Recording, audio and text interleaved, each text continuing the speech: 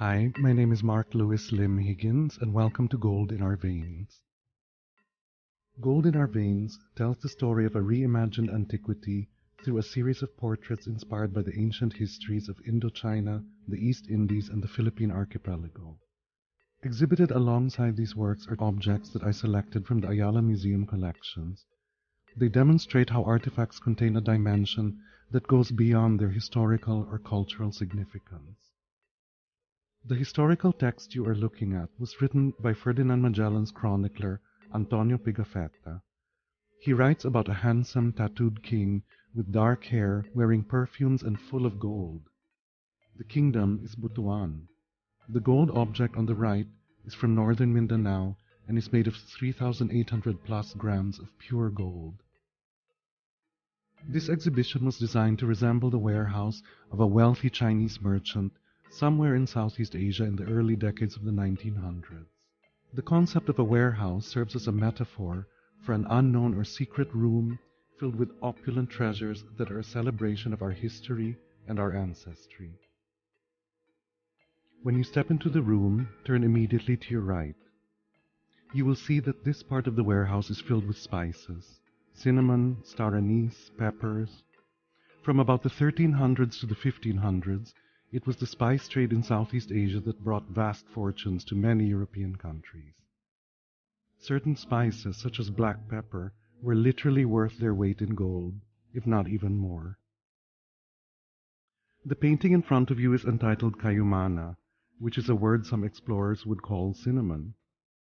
You can see that he's holding both cinnamon and star anise in his hands.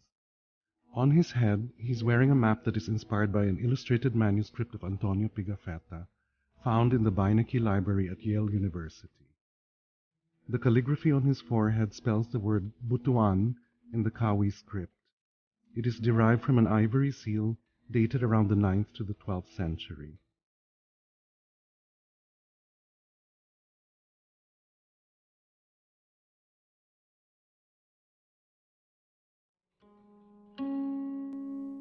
The title of this painting is Singhasari, which is named after a Hindu-Buddhist kingdom located in East Java between 1222 and 1292. You will see that there are two indigenous textiles on either side of the painting. Both are made with hand-woven silk from the Sulu archipelago. If you examine the textiles and the painting carefully, you will notice many similarities both in the color palettes and in the design motifs of the weaves.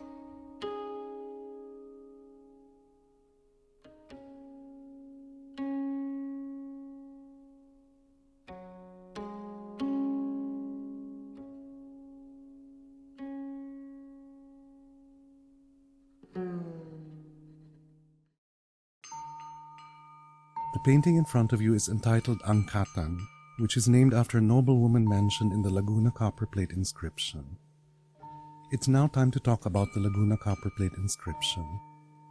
This is a legal document inscribed on a copperplate in Kawi script, a writing system in Java using a mixture of languages, including Sanskrit, Old Javanese, and Old Malay. It was inscribed in the year 900 CE, and is the earliest known written document found in the Philippines to this date. The Laguna Copperplate inscription was one of my biggest sources of inspiration for the calligraphy in this series of works. You will see this language in many of the paintings. The central image of this painting resonates almost like an icon, a sort of cross between a Catholic Sacred Heart and a Bodhisattva. If you turn to the display box on your left, you will see a pair of golden cord weights from around the 10th to the 13th century that closely resemble the ornaments on her veil. On the panel above, you will see images of bululs or rice gods, which you will encounter in a deeper part of this warehouse. You will also see a small gold mask, which was inspired by a mask found in Butuan from around the 10th to the 13th century. The panel at the bottom of the painting is inspired by a 14th century Venetian calendar that depicted different phases of the moon.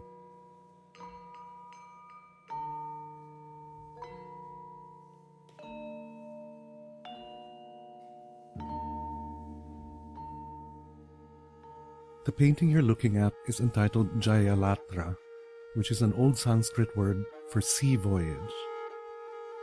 I chose this painting as the key visual for this exhibition because I felt he was the most powerful representative of the idea of voyages and discovery. You will notice that his headdress consists of several items, all relating to navigation. He's wearing a telescope or spyglass, a rolled-up map of Southeast Asia, and he's also wearing an astrolabe. An astrolabe was used by astronomers and navigators to measure the altitude above the horizon of a celestial body. The astrolabe was also widely used in the period referred to as the Islamic Golden Age, traditionally dated from the 8th to the 14th century. The calligraphy on either side of the figure is from the Laguna Copperplate inscription.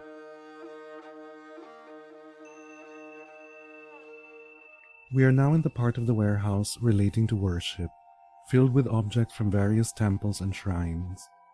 If you look at the display box to your right, you will see a golden diadem from northeastern Mindanao from around the 10th to the 13th century.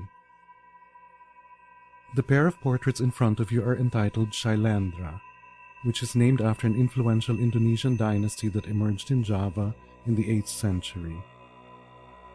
There are many elements from ancient Southeast Asian history that inspired this series of paintings. Aside from gold, porcelain, and spices, there is also opium. On the foreheads of both the male and female is written the word ahifena, which is Old Sanskrit for opium and also snake venom. This is the reason why the couple is wearing poppy flowers and opium pods on their heads. There are also references to snakes and snakeskin fabric in the mounting. There are 3 historical texts from 3 different chroniclers that form part of this exhibition. The first, from Antonio Pigafetta, can be seen on the wall outside this exhibition. The second text was written by Marco Polo about the wealth and spices found in Java. The third text comes from Ibn Battuta, who was a Muslim explorer who traveled the world in 1325. He wrote about a king and a kingdom, both named Tawalisi. He also wrote about the king's daughter, who was a warrior princess named Wahi Arduha, which is also the title of this painting. She was supposedly not only literate and fluent in Mongol, but was also familiar with Islam, if not Muslim herself. This is where the Philippine myth of Princess Urduha came from. Note that she has a painted motif of the Banawe rice terraces on her garment. The word Tawalisi is written phonetically on either side of her in Kapampangan.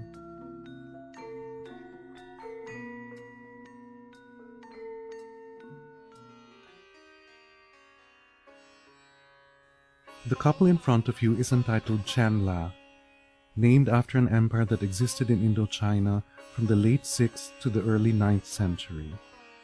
Take note of the small botanical icons with images and names of spices on either side of them. Both male and female are wearing garments inspired by blue and white Chinese porcelain. While the male figure wears a map of Southeast Asia on his head, the female is wearing a scroll with a diagram from a medieval Islamic manuscript showing the preparation of herbs and spices for medicine.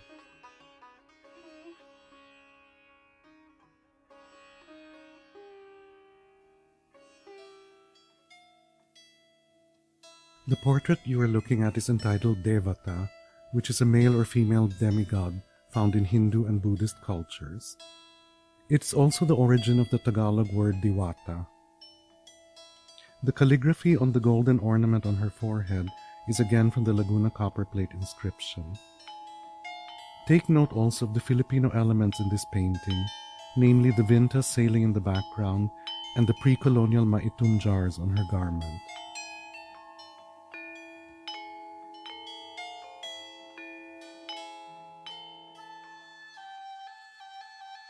The 2 paintings in front of you did not begin originally as a pair, but I felt that they complemented each other so well visually that I made them into a pair.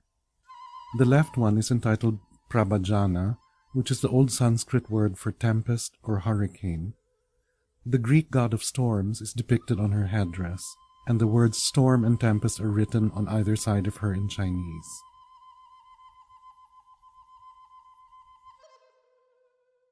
The portrait on the right is entitled Vidya, which is an old Sanskrit word for correct knowledge or clarity. On her garment is written the French text of Antonio Pigafetta's manuscript, Report of the First Voyage Around the World. On her head she wears a book of geography and cosmology by Ptolemy, and another book entitled the Muqaddimah, which is a Muslim history of the world, written by Ibn Khaldun in 1377.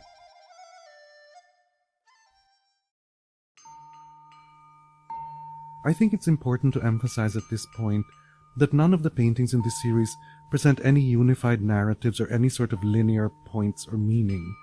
They are in fact a series of thoughts and ideas that celebrate the many elements that make up Southeast Asia.